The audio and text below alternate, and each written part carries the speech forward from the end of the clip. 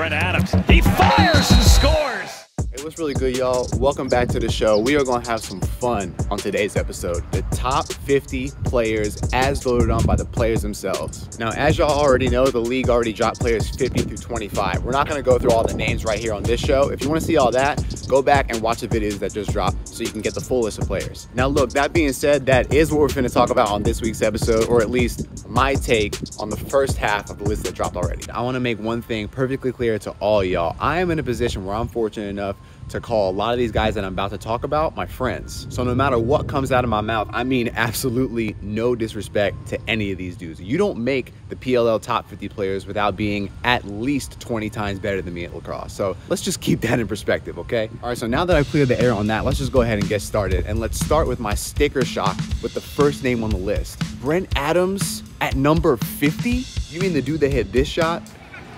Brent Adams, he fires and scores! You telling me a dude that can do that is only good enough to hit number 50 on the list? Man, come on. But if you ask me to name 49 PLL players better than Brent Adams, I come up short. Like, dude plays both ways in the midfield and stuck G's at attack in 2020, if y'all remember that. He strokes 15-yard shots on the run. Like, his game is so versatile. 50th place just feels like disrespect to me. Okay, so the second thing that stuck out to me was the placement of both the bunk bed boys. Will Manning at 33, Marcus Holman at 39. I don't know, man. It's something about neither of them hitting the 20s that don't sit right with me. Will and Marcus are both dummy good on their own, and then when you put them together, they just make each other that much better. It is not a coincidence, in my opinion, that they're so close to each other in the rankings, because when you think of one, you think of the other.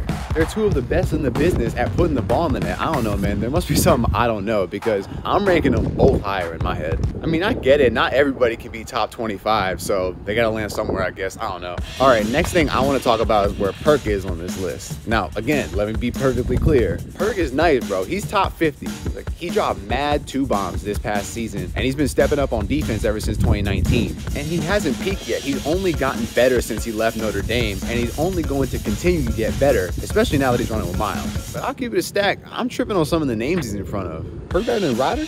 Perk better than Will Manning? Perk better than Troutner? Perk better than Eddie Glazner? Perk better than Eric Law?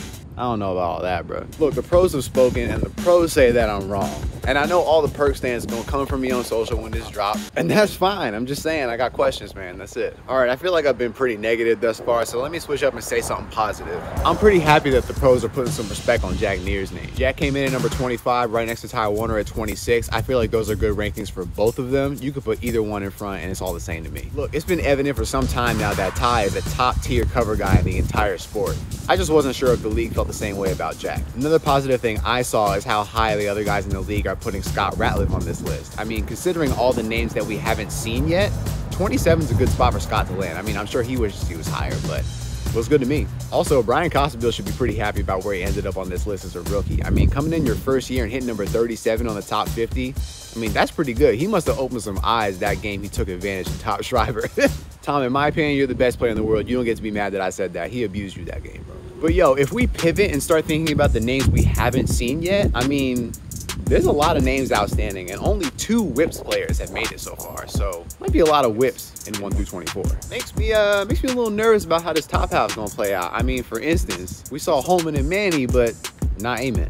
Haven't seen Burnlore, haven't seen Blaze. I mean, only 2 of the 7 starting goalies in the league have been represented already. No Jared Newman, no Gutty, no Logo Byrne, no Ryan Drenner. I mean, there's only so many spots left. And you gotta imagine we're gonna see guys like Zed, Rambo, Nards, Trevor Baptiste, Tom Schreiber, Bryce Young. I mean, what's gonna happen? Kinda seems like some people are just gonna be mad.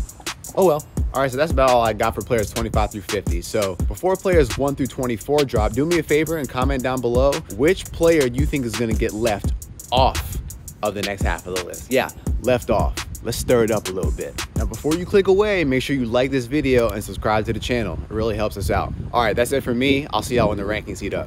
Peace.